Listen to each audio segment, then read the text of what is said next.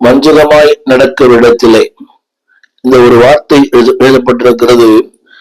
2 அகந்தையான வீண் வார்த்தைகளை பேசி. அன்பான தேவ பிள்ளைகளே, உங்களுடைய அந்த பூரணத்தை நோக்கி ஓடுகிற இந்த வாழ்க்கையிலே இந்த அகந்தையான வார்த்தைகள் வேண்டாம். இன்றைக்கு நம்முடைய முதிர்ச்சியை காட்டுகிறது.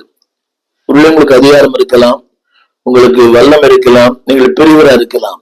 ஆனால் அகந்தையான வார்த்தைகளை பேசுவது உங்களுடைய பரிபூரணத்தை கெடுத்துவிடும். உங்களுடைய வாழ்க்கையின் ஓட்டத்தை தடை செய்துவிடும். அகந்தையான வார்த்தை.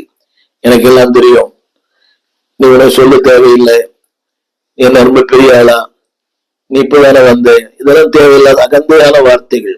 இன்றைக்கு அதை பேசுகிற மக்கள் திருச்சபையில கூட, அதாவது நீங்கள் வளர்ந்தவா இருக்கலாம், நீங்கள் நீண்ட கால அனுபவம் பெற்றவா இருக்கலாம், ஆனால் அகந்தையான வார்த்தை வேண்டாம். அந்த அகந்தையான வார்த்தை என்ன செய்துதான், அது என்ன செய்கிறது? மாமிச இச்சைகளிலும் காம விகாரங்களிலும் உங்களை தந்திரமாய் பிடிக்கும். சற்று நீங்கள் திருமறை எடுத்து வாசித்து பாருங்கள், திரையிலும் பாருங்கள். இந்த அகந்தையாய் பேசுகிறவர்கள் நிறைய பேரை பார்த்தேன் இன்னைக்கு ஊழியர்கள கூட. அகந்தையாய் பேசுகிறவர்கள், ஊழியக்காரர்கள் கூட முதிர்ந்த ஊழியர்களை ஏளனமாய் பேசுகிறது, கடினமான வார்த்தைகளை பேசுகிற இன்றைய காலகட்டத்துல இந்த அகந்தையான வார்த்தைகளை பேசுகிற நிறைய ஊழியக்காரர்கள் இருக்கிறாங்க.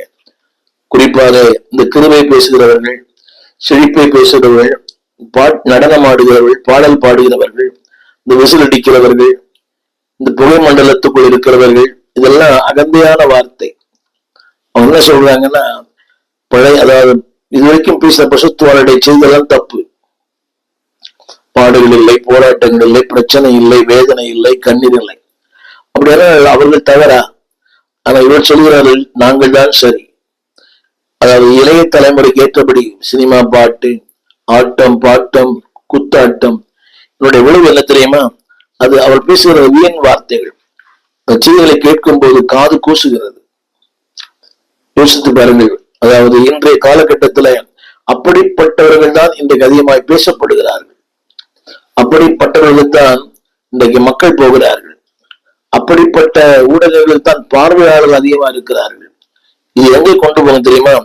மாம்ச இச்சையிலும் காம விகாரங்களிலும் அவர்களை தந்திரமாய் பிடிக்கும். என்னை கேட்டுக்கொண்டிருக்கிற அன்பு தேவ பிள்ளையே, 2 விஷயங்கள் உண்டு. உங்களை தந்திரமாய் பிடிக்கிற ஆட்களும் இருக்கிறார்கள், நீங்களே அந்த தந்திரத்துக்குள்ளே மாட்டிக்கொள்கிறீர்கள். அந்த வசனத்தை படிச்சு பார்த்தீங்கன்னா, தந்திரமாய் பிடிக்கிறார்கள். எப்படி தெரியுமா? அகந்தையா வீண் வார்த்தைகள்.